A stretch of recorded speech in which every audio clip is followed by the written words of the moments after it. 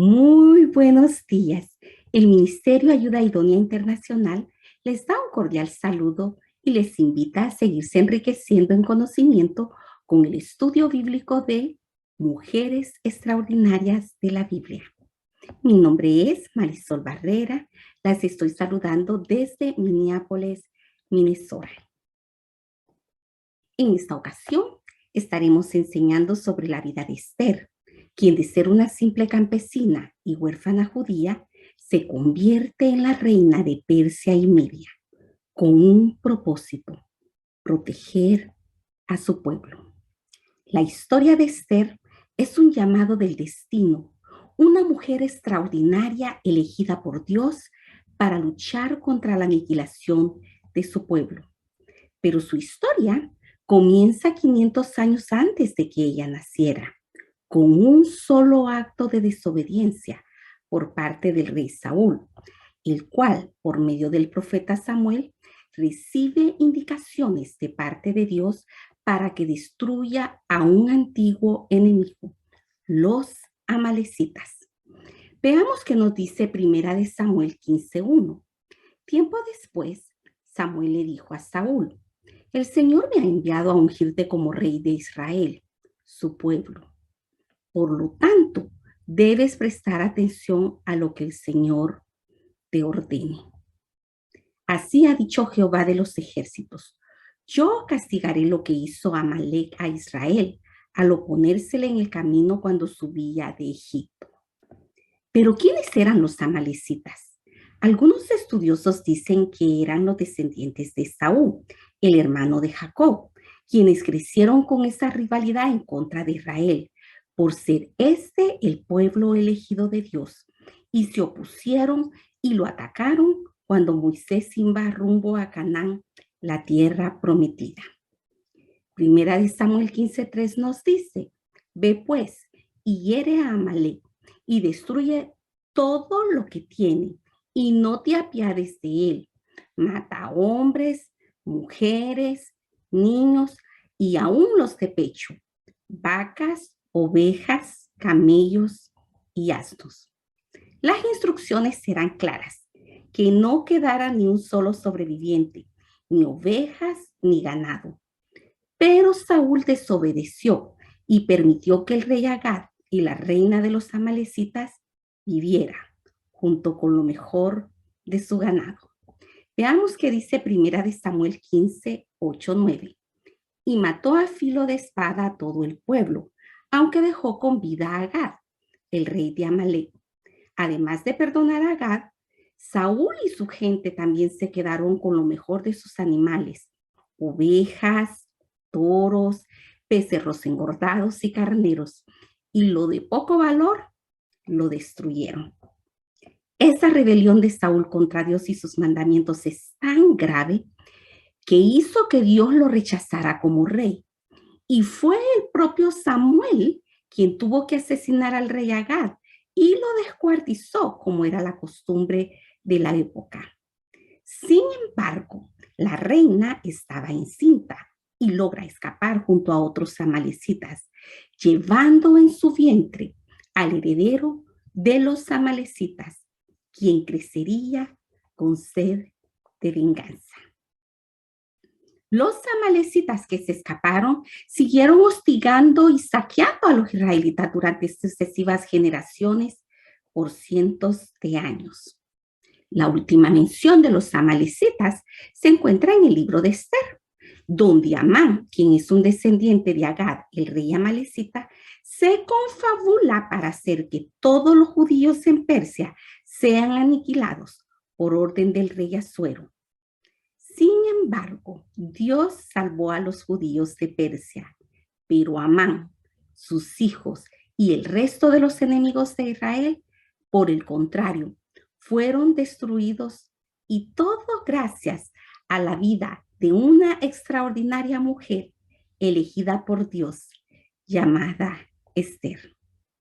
Acompáñenme y conozcamos su historia.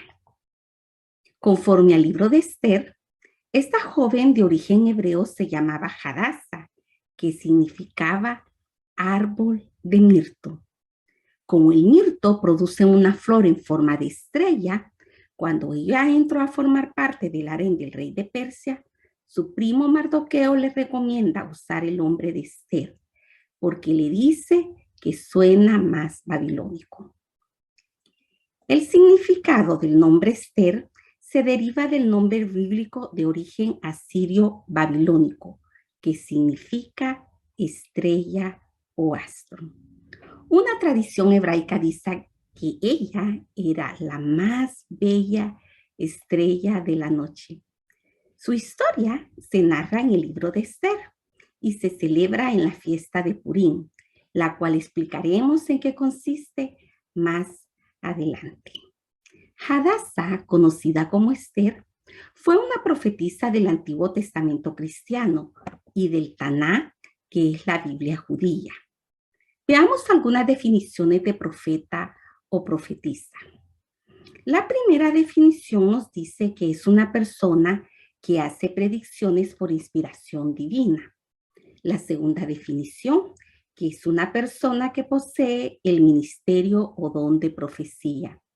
Y la tercera definición es que es una persona que por señales o cálculos hechos previamente conjetura y predice acontecimientos futuros. Esta definición, pues, nos enseña que una profetisa no es una bruja ni tampoco una adivina.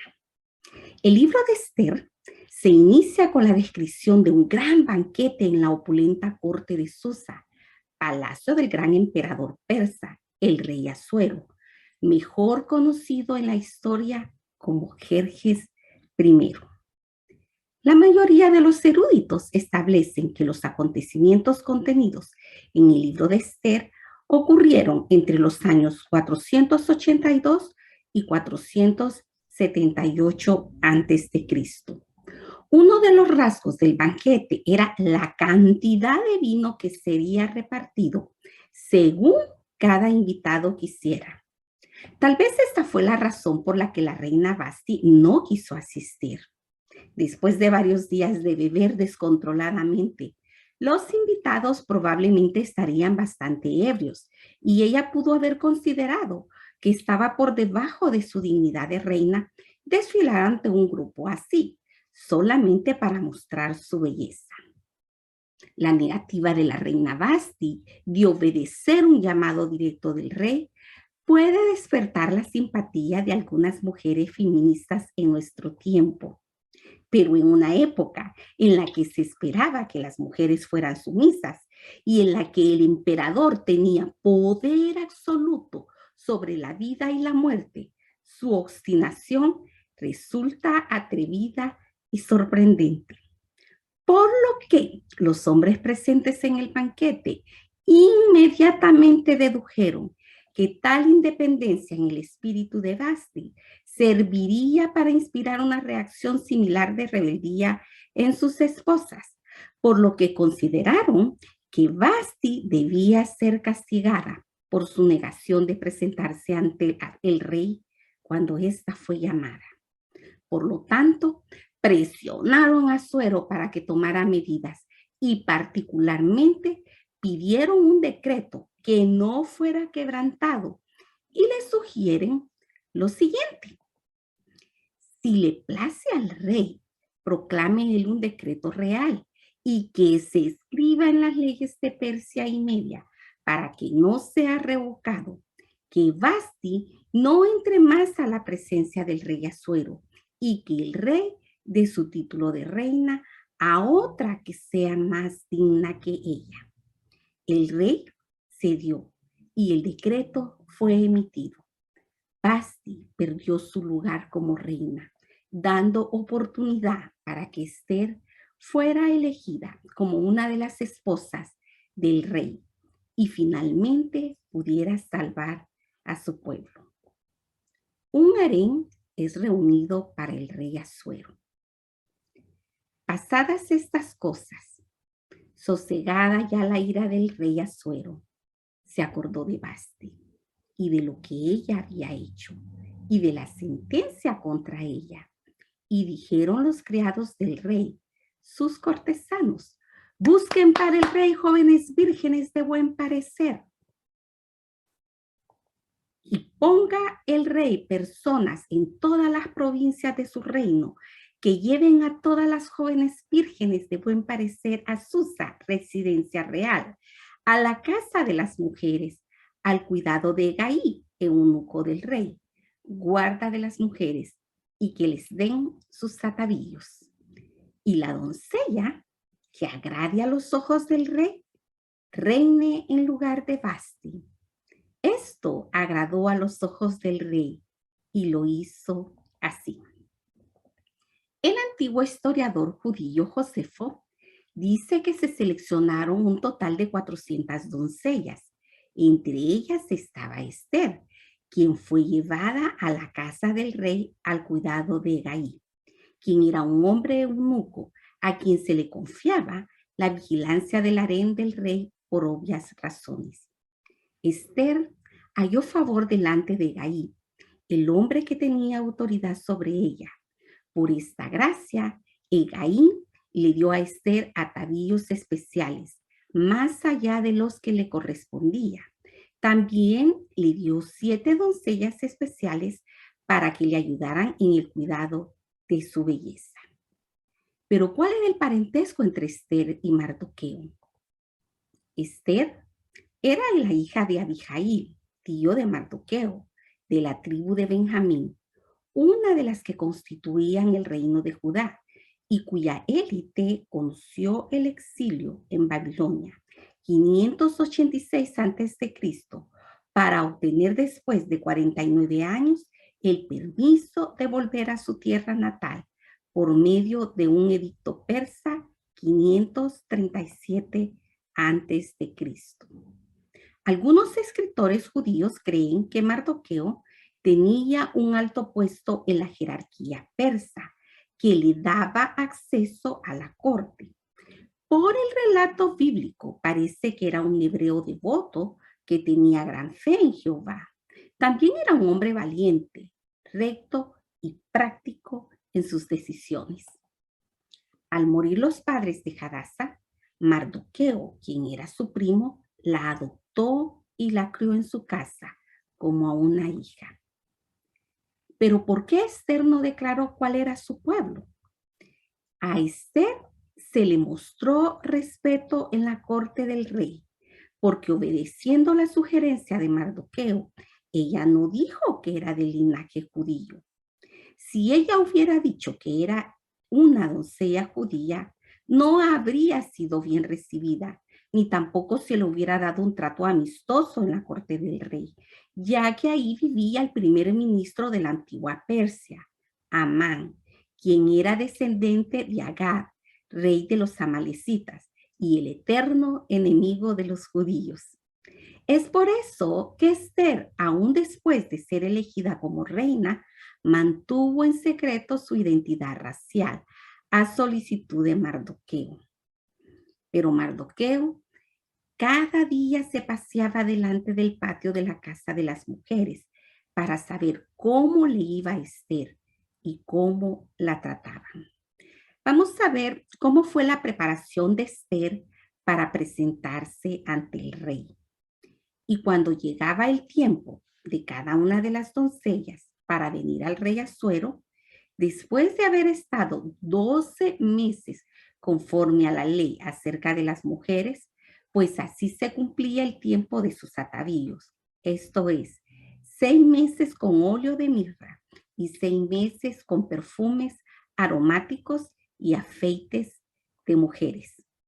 Una razón para tan larga preparación era saber si las mujeres estaban embarazadas al llegar al harén, para así evitar que el rey tuviera que ser padre de un hijo que no fuera de él. Vamos a ver qué nos dice Esther 2, 13, 14. Entonces la doncella venía hacia el rey. Todo lo que ella pedía se le daba para venir ataviada con ello desde la casa de las mujeres hasta la casa del rey. Ella venía por la tarde y a la mañana siguiente volvía a la casa segunda de las mujeres, al cargo de Sascas, eunuco del rey, guarda de las concubinas. No venía más al rey, salvo si el rey la quería y era llamada por su nombre. Suena maravilloso, ¿no? Un año completo de tratamiento de spas constantes. Sin embargo, el destino de estas mujeres no era espectacular. Si el rey la elegía dentro de las 400 doncellas para ser su reina, entonces sería su compañera, pero hasta que le desagradara y no la llamara más. Pero las 399 que perdían eran alejadas al harén, donde quedaban como concubinas del rey, pero raramente, si no es que nunca, volvían a verlo.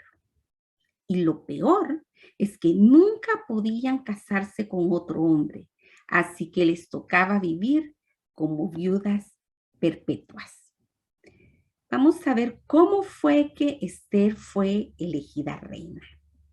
Cuando le llegó a Esther, hija de Abigail, tío de Mardoqueo, quien la había tomado por hija, el tiempo de venir al rey, ninguna cosa procuró, sino lo que dijo Hegai, eunuco del rey y guarda de las mujeres, y ganaba a Esther el favor de todos los que la veían. Fue pues Esther llevada al rey Asuero a su casa real en el mes 10º, que es el mes de Tebet, en el año 7º de su reinado. Y el rey amó a Esther más que a todas las otras mujeres y halló ella gracia y benevolencia delante de él más que todas las demás vírgenes. Y puso la corona real en su cabeza y la hizo reina en lugar de Vasti. Hizo luego el rey un gran banquete a todos sus príncipes y siervos, el banquete de Esther, y disminuyó tributos a las provincias, e hizo y dio mercedes conforme a la generosidad real.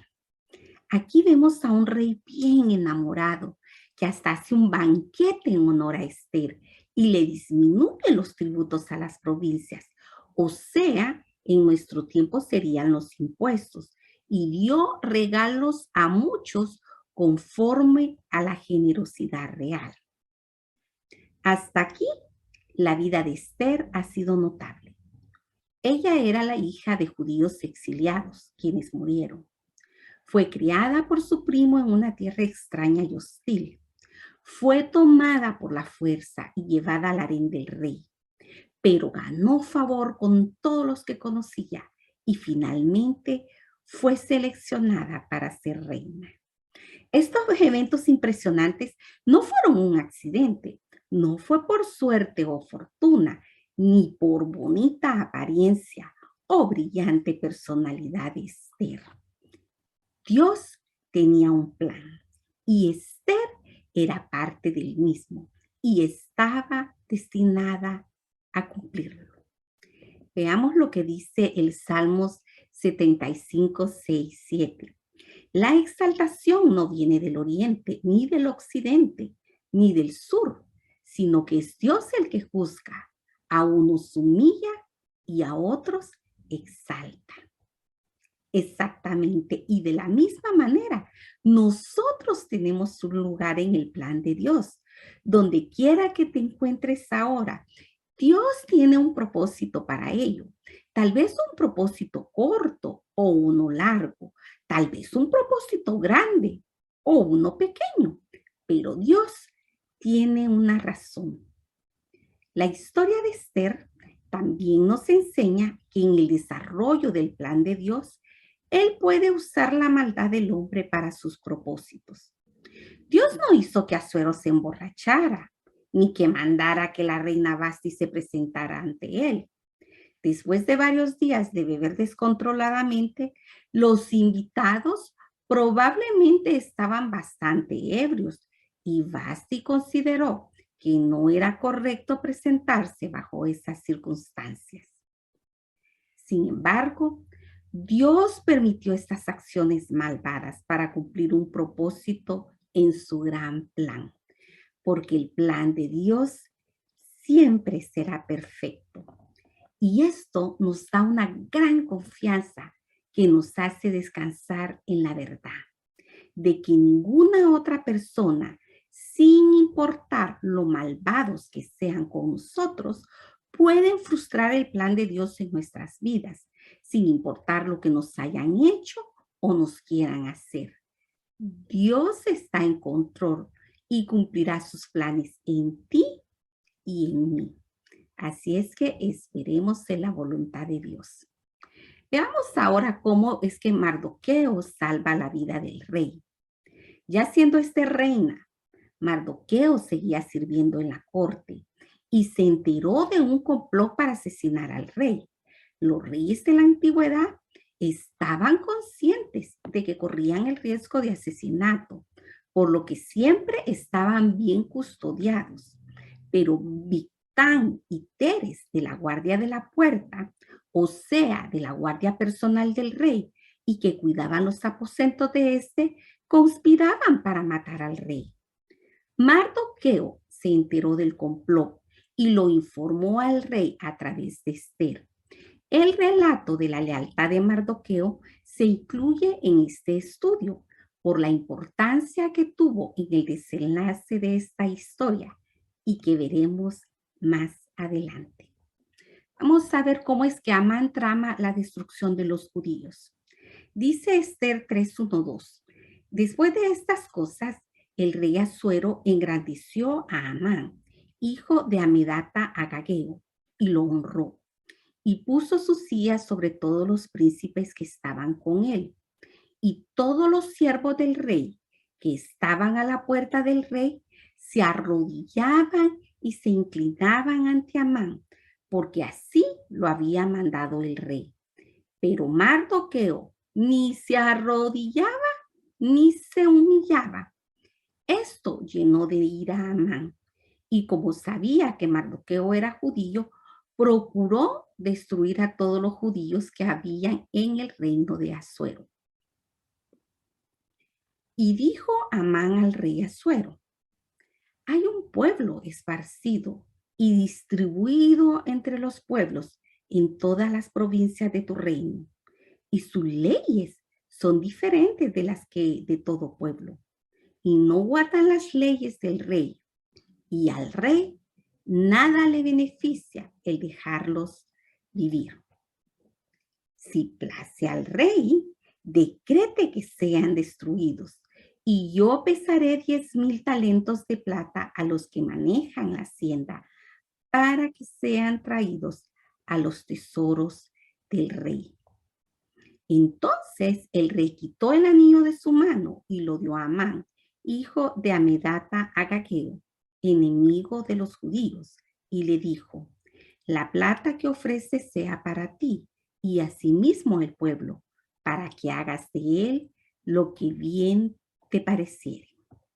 Pero, ¿por qué el decreto fue publicado prematuramente? Esther había sido reina durante 3 años cuando Amán llevó a efecto el complot que había planeado. Esto lo hizo echando suertes para determinar el día y el mes en el que ejecutaría el decreto. Luego se le instruyó a los escribas que lo prepararan el 13 del primer mes y debía hacerse muchas copias en diferentes idiomas. Tan pronto como los escribas terminaron su labor, se mandó el decreto a todos los rincones del imperio y llegaría a los puntos más distantes en el plazo de 3 semanas a lo sumo. Esto daría 11 meses y 10 meses en las provincias más lejanas entre la publicación y la ejecución del decreto. Pero, ¿cuál fue el motivo para tal intervalo? El motivo parece haber sido obligar a muchos judíos a abandonar sus propiedades y escapar a otras regiones a fin de preservar su vida. De esta manera, Amán alcanzaría su propósito, el cual era enriquecerse y apropiarse de las posesiones de los judíos. Por otra parte, la providencia de Dios intercediendo por los judíos es evidente, tanto en la prisa de Amán para satisfacer su deseo de venganza, como en el hecho de que la suerte cayó en fecha tan lejana. Fue solamente gracias a que hubo tal intervalo entre lo que fue la publicación del decreto y el día señalado al azar para su ejecución, que fue posible que los judíos tomaran medidas para evitar la destrucción que los amenazaba. Pero Esther promete interceder por su pueblo. Luego que supo Mardoqueo todo lo que se había hecho, rasgó sus vestidos, se vistió de cilicio y de ceniza, y se fue por la ciudad clamando con grande y amargo clamor. Y vino hasta delante de la puerta del rey, pues no era lícito pasar adentro de la puerta del rey con vestido de cilicio. Y en cada provincia y lugar donde el mandamiento del rey y su decreto llegaba, tenían los judíos gran luto, ayuno, lloro y lamentación. Cilicio y ceniza era la cama de muchos. El pueblo judío sufrió un golpe terrible cuando la noticia se diseminó. Y cuando la reina Esther se enteró de lo que sucedía, tuvo gran dolor y envió vestidos para hacer vestir a Mardoqueo y hacerle quitar el cilicio. Mas él no los aceptó y le dio noticia de la plata que Amán había dicho que pesaría para los tesoros del rey a cambio de la destrucción de los judíos. Le envió también la copia del decreto que había sido dado en Susa para que fuesen destruidos, para que ella pudiera ir ante el rey a suplicarle y a interceder delante de él por su pueblo, por lo que sobre Esther recayó una carga doble. Primero, la triste noticia de la condena a muerte que se cernía sobre su pueblo, y segundo, el riesgo de perder ella misma la vida al procurar interceder ante el rey sin haber sido llamada. Esther dijo a Atac que le dijese a Mardoqueo que todos los siervos del rey sabían que cualquier hombre o mujer que entra en el patio interior para ver al rey sin ser llamado, una sola ley hay respecto a él: ha de morir, salvo a aquel a quien el rey extendiere el cetro de oro, el cual vivirá. Y su preocupación era que ella no había sido llamada para ver al rey en los últimos 30 días. Y dijeron a Mardoqueo las palabras de Esther. Entonces dijo Mardoqueo que respondiesen a Esther: no pienses que escaparás en la casa del rey más que cualquier otro judío, porque si callas absolutamente en este tiempo, respiro y liberación vendrá de alguna otra parte para los judíos, mas tú y la casa de tu padre pereceréis. Y quién sabe si para esta hora has llegado al reino. En otras palabras, Mardoqueo le dijo a Esther que tal vez a ella se le había levantado para ser reina en este tiempo, con el propósito de que salvara a su pueblo.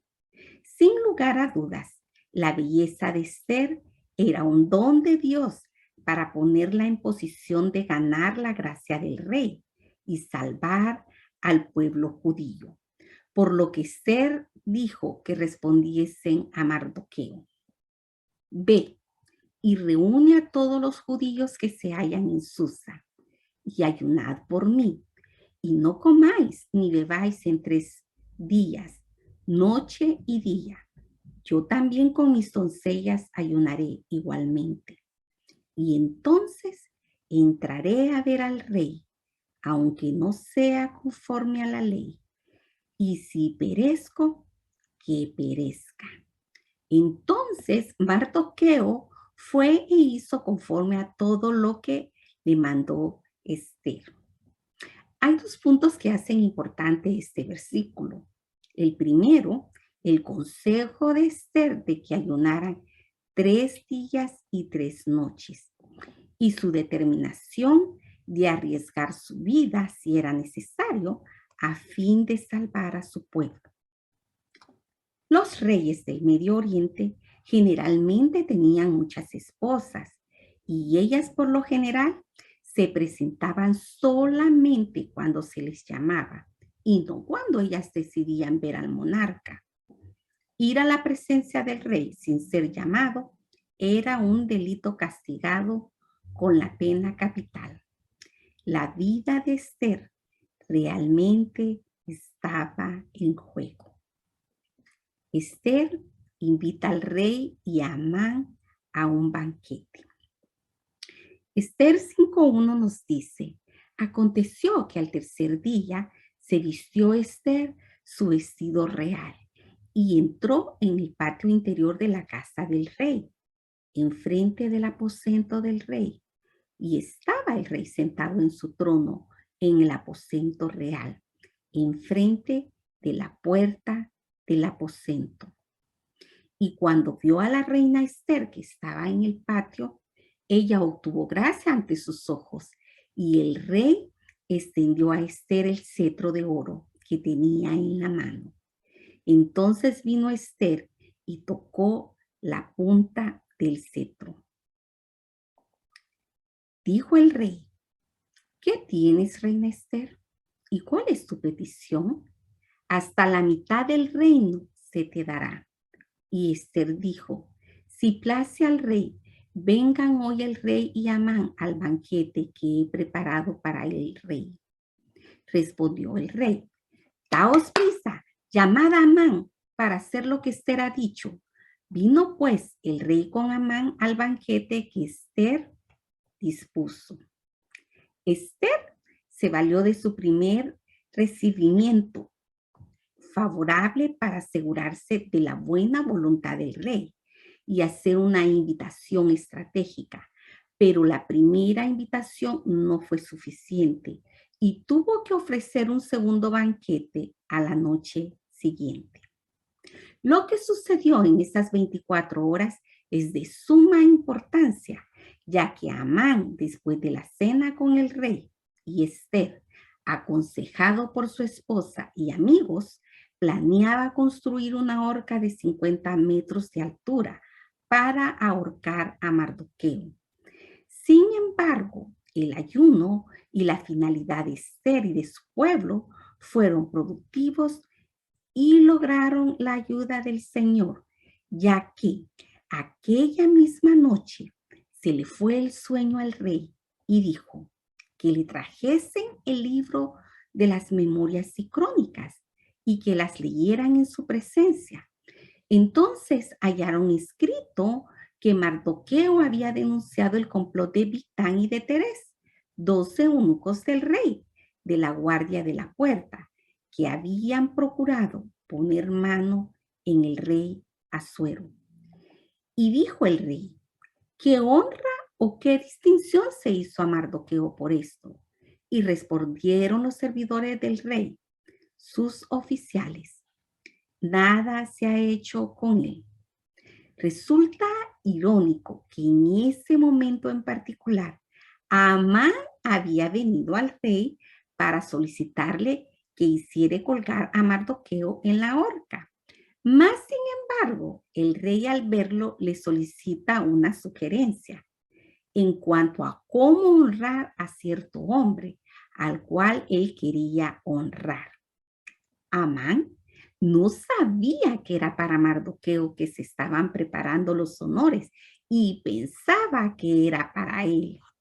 Y respondió Amán al rey, para el varón cuya honra desea el rey, traigan el vestido real de que el rey se viste y el caballo en que el rey cabalga y la corona real que está puesta en su cabeza.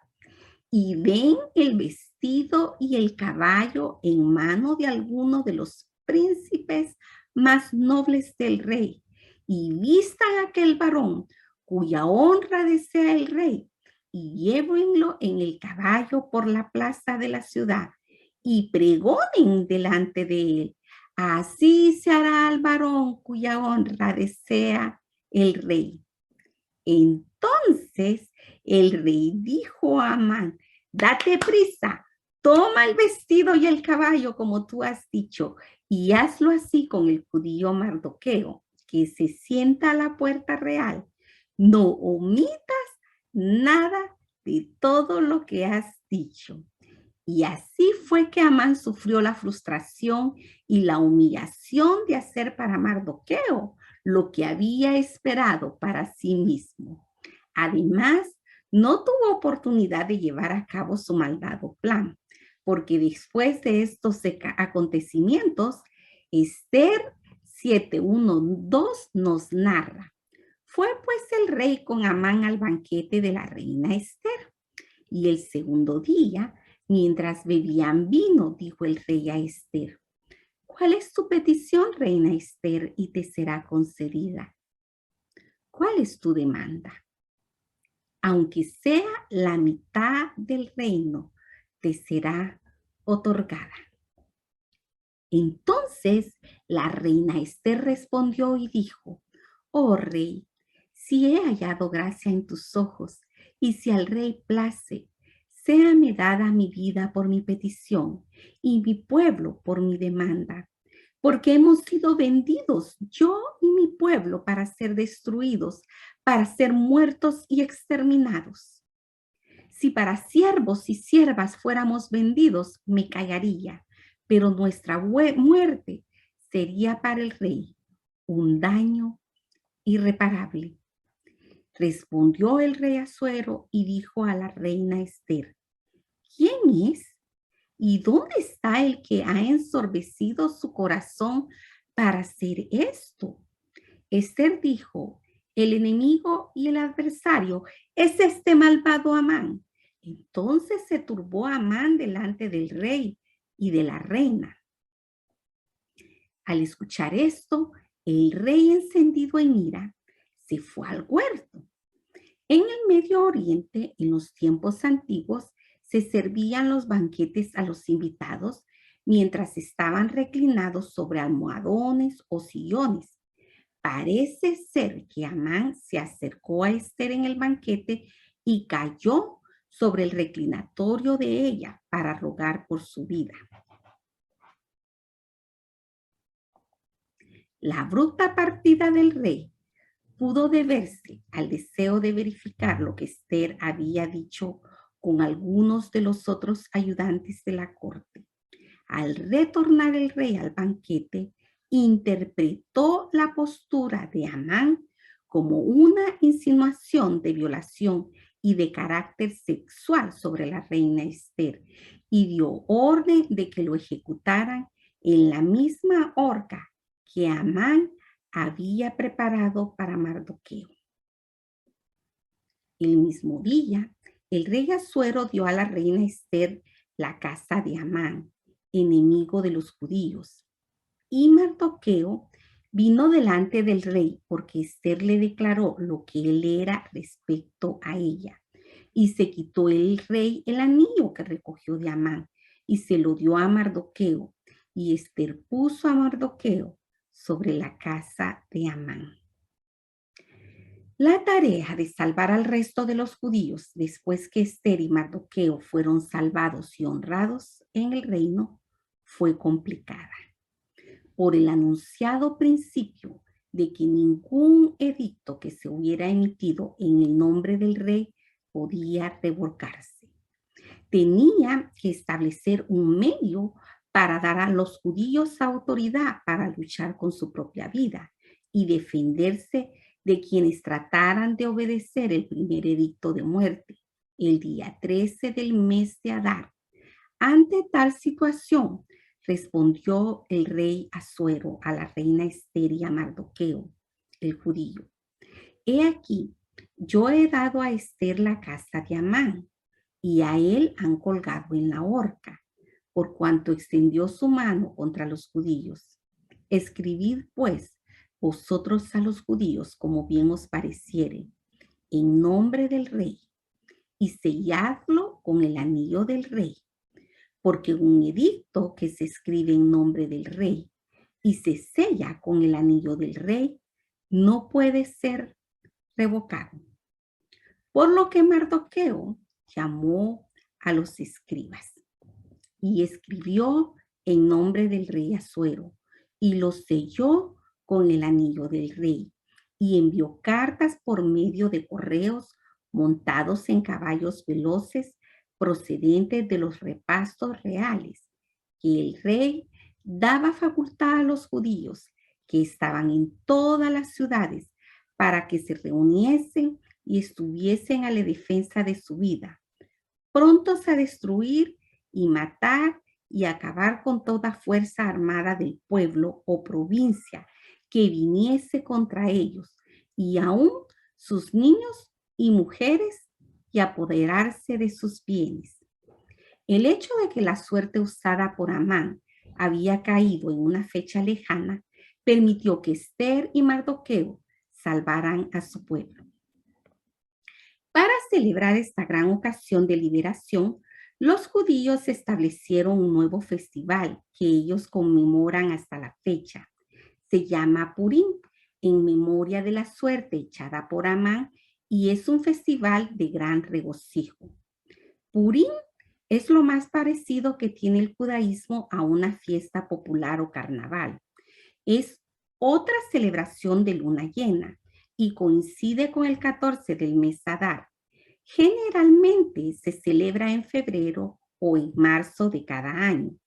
Este año, la celebración se iniciará en la noche del 16 de marzo y finalizará en la noche del 17 de marzo del 2002. El día anterior a Purim es el ayuno de Esther y se ayuna desde la salida del sol hasta el ocaso. A la puesta del sol, las sinagogas se llenan. La marcada diferencia entre esta celebración y las demás del año judío está en el número de niños que participan, porque Purim es la noche de los niños en la casa del Señor. Siempre lo ha sido y los niños sienten sus derechos y los ejercen. Portan banderas y matracas con las que producen un ruido sorprendente. Más allá de esta alegría, la festividad incluye obligaciones religiosas, como escuchar el libro de Esther, repartir dádivas entre los pobres, preparar una comida de celebración e intercambiar presentes con los vecinos y amigos. Pero, ¿por qué la mayoría de los judíos se quedó en Babilonia? El hecho de que Esther y Mardoqueo fueran muy cercanos al rey aliviaba de mucha opresión a los judíos y les daba un lugar favorable en el imperio babilónico. Este buen trato pudo haber sido la razón por la que la mayoría de los judíos prefirieron quedarse en Babilonia en lugar de retornar a Judea cuando se presentaron las oportunidades para hacerlo. Ya para terminar, vamos a hacer un resumen de la vida de Esther con las características que la califican como una mujer extraordinaria. Esther, reina de Persia y defensora de su pueblo. La belleza de Esther era tal que pudo atraer y mantener para sí el corazón de un rey del Medio Oriente, acostumbrado a estar rodeado de mujeres bellas. A sus encantos físicos se le añaden sus cualidades de espíritu que revelaban su belleza interior. Estas cualidades eran fe, valentía, amor, sumisión, prudencia, autodominio, sabiduría, determinación, lealtad y obediencia. ¡Wow! Es por eso que la historia de Esther es sagrada para los judíos y fascinante para todos por la intrépida defensa de sus convicciones y de su pueblo. Su lealtad y obediencia a su primo Mardoqueo queda de manifiesto cuando se presta para cumplir su deber de interceder por el pueblo judío ante el rey e incluso arriesgar su propia vida para alcanzar la salvación de ellos. En la tradición judía se le ve como un instrumento de la voluntad de Dios para evitar la destrucción del pueblo judío, así como para proteger y garantizar la paz durante el exilio. Es posible que nuestro llamamiento no sea el de salvar una nación o el de guiarla o cuidarla, pero hay una cosa que es bien cierta. Usted y yo estamos en este mundo no por casualidad y cada una tenemos un propósito en los designios de Dios, conforme al plan que Él escribió para cada una de nosotras. Y si lo disponemos en nuestro corazón, tenemos un papel que desempeñar en el establecimiento del reino, mientras esperamos la segunda venida de Cristo. Vamos a orar y luego las invito a participar con sus comentarios sobre la vida de esta extraordinaria mujer. Inclinemos nuestros rostros. Amadísimo Padre, te damos gracias por la oportunidad de conocer de esta historia, Padre, que nos habla que tú tienes un propósito en la vida de nosotros. Aprovecho la ocasión, Señor, para bendecir a esos hombres y mujeres que has puesto en eminencia, Señor, para guiar y para cuidar a sus pueblos, Padre. Bendícelos y todo te lo pido en el nombre de Jesús. Amén.